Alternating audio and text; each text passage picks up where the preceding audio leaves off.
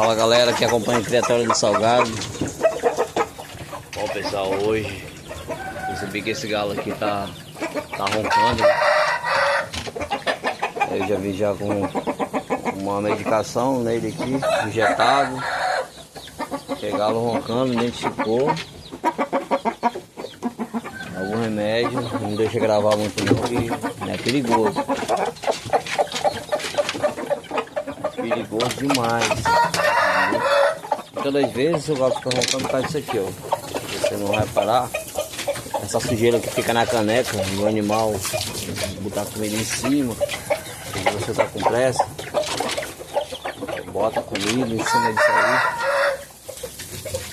Provável vai fazer algum dano no seu animal no futuro. Tô fazendo aqui porque eu tô gravando uma mão esses galos aqui, lembrando que não são os galos que estão de muda.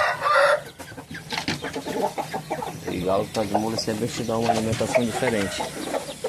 Lembrando que tem que usar o pepino, usar também a semente de girassol, principalmente para galo e muda. Entendeu, pessoal? Tirar galo não é de qualquer jeito não. Exige cuidado e não é fácil não, tá?